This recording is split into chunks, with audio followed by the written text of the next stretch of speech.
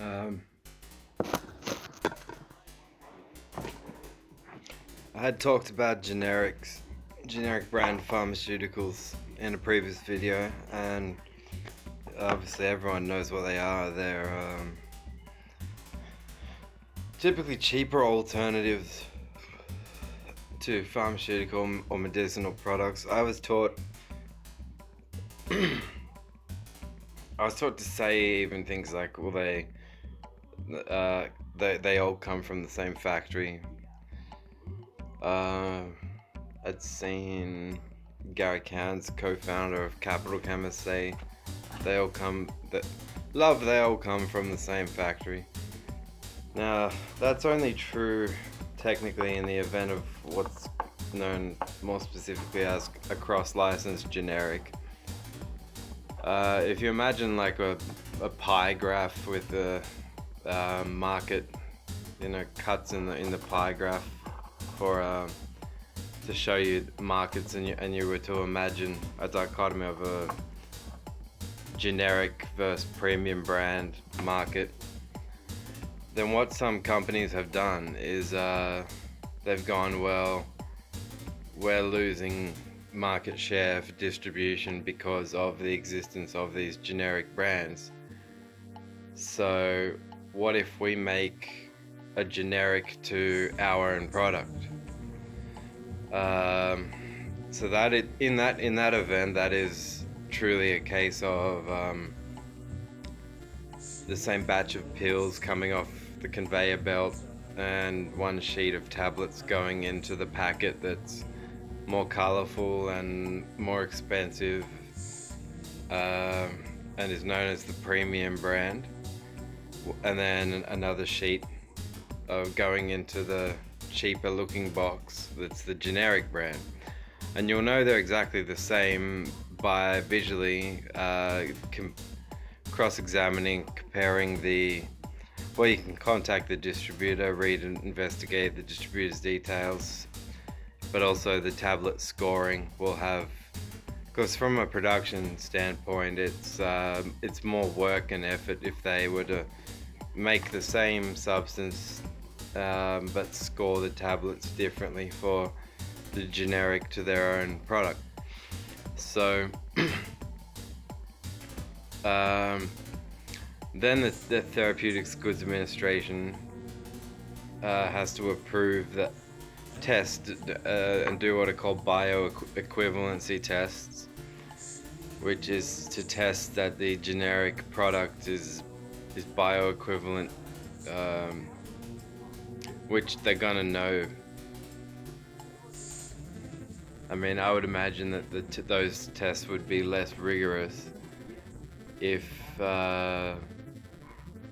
when they're dealing with companies other than the maker of the premium and the generic to their own product.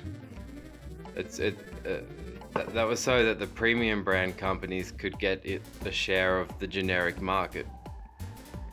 So yeah. Then the pharmacies will be flagged on their computer that they can, with the patient's at the patient's request, substitute the brand when dispensing the script for the cheaper brand.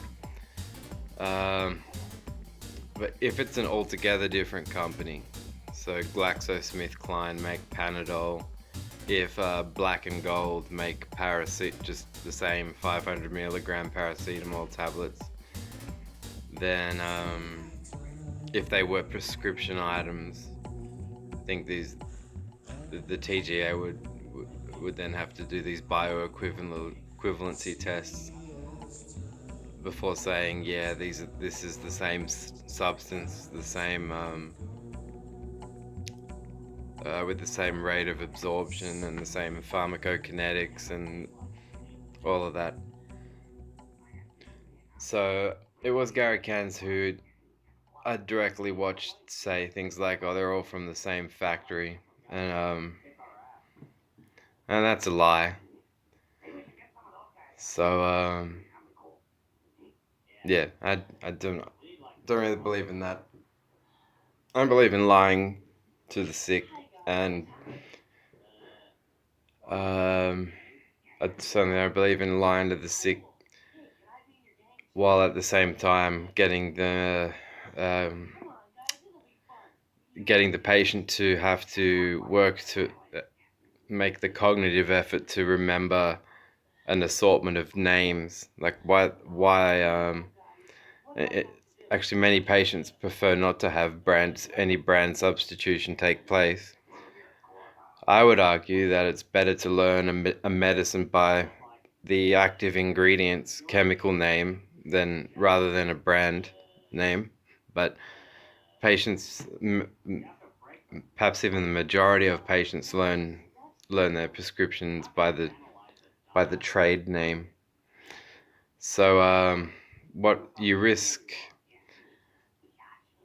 particularly if a generic is given by the pharmacist's choice and the patient not informed, you run the risk of that patient double dosing. For instance, they may